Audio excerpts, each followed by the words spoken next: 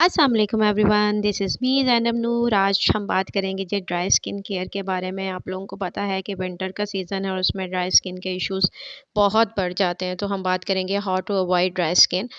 आप लोगों को पता है कि हमारी बॉडी का जो मैक्सिमम पार्ट है वो हमारी स्किन है, लेकिन हम कपड़े जूतों पे हर तरह से बेतहाशा पैसे खर्च करते हैं, लेकिन स्किन की हम बिल्कुल भी केयर नहीं करते।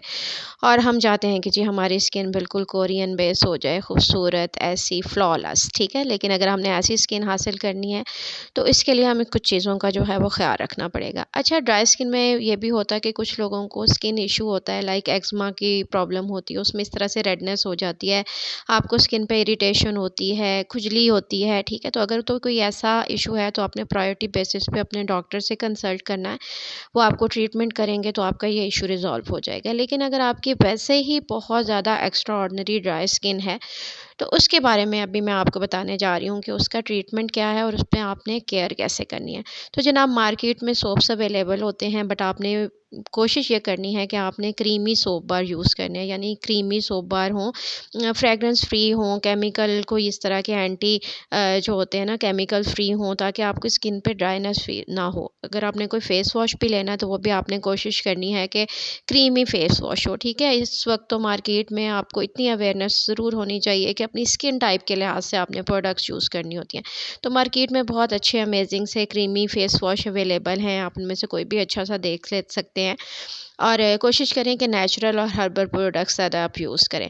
इसके अलावा जब आप बाथ लेते हैं तो आपने अपनी बॉडी पे जो है वो ऑयल का हल्का सा मसाज करना है, लाइक ऑयल अप्लाई कर लेना है। आप जैसे मैं Johnson baby oil mostly use करती हूँ, आप आलमंड ऑयल भी ले सकते हैं, लेकिन बहुत ही कम क्वांटिटी लेके उसको बॉडी पे अप्लाई करके उसको एब्जॉर्ब कर लेना है।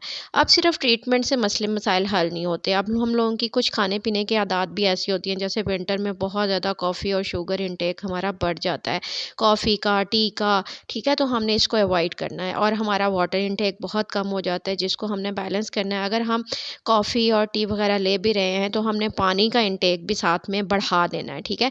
आप लोगों को पता है कि बड़ा विंटर के सीज़न में बहुत मज़े मज़े के फ्रूट्स आ जाते हैं, जैसे ऑरेंज आ गया, कैरेट आ गई। इसका फ्रेश फूड अपनी ज़िंदगी का हिस्सा बना लें, क्योंकि ये ना सिर्फ आपकी स्किन के लिए बल्कि हेल्थ के लिए भी बहुत ज़्यादा इंपॉर्टेंट है। इसके अलावा फ्रेश वेजिटेबल्स, फ्रेश फ्रूट्स, ये अपनी लाइफ का आप एक पार्ट बना लें, ठीक है। अगर आप ये चीज़ें यूज़ करेंगी तो जिन लोगों का वेट इशू होता है ना, वो भी रिजॉल्व हो जाता है, स्किन का भी प्रॉब्लम हो जाता है हल, और हेल्थ इश्यूज़ भी ठीक हो जाते हैं। इसके अलावा मॉइस्चराइज़ आपने हर वक्त अपनी स्किन को रखना है, और उसके लिए आपको डे क्रीम, नाइट क्रीम आप मोस्टली अपनी स्किन रूटीन में, स्किन केयर रूटीन का एक हिस्सा बना लें, क्योंकि ड्राई स्किन पे आपको बताती चलूँ कि बहुत जल्दी रिंकल्स आ जाती हैं, झुर्रियाँ आ जाती हैं। और अगर हम अपनी स्किन को जो है वो मॉइस्चराइज़ नहीं रखते तो सन टैन और स्किन डल हो जाती है। ये सारे इश्यूज़ जो है ना वो ड्राई स्किन के साथ होते हैं। तो आपने हमेशा अपनी स्किन को मॉइस्चराइज़ रखना है। अगर इन सारी बातों को आप फ़ॉलो करेंगे तो ड्राइनेस से इस तरह से आप देखें, एक पार्ट ड्राइनेस का है, दूसरा कितना फ्लॉलेस है। इस तरह की आपकी स्किन हो जाएगी, ड्राइनेस ख़त्म हो जाएगी, आपके ओपन पोर्स भी मिनिमाइज़ हो जाएँगे, स्किन मॉइस्चराइज़ रहेगी, और इस तरह से हसीन और खूबसूरत स्किन आपको मिल जाएगी। Thanks for watching, take care, Allah हाफ़िज़।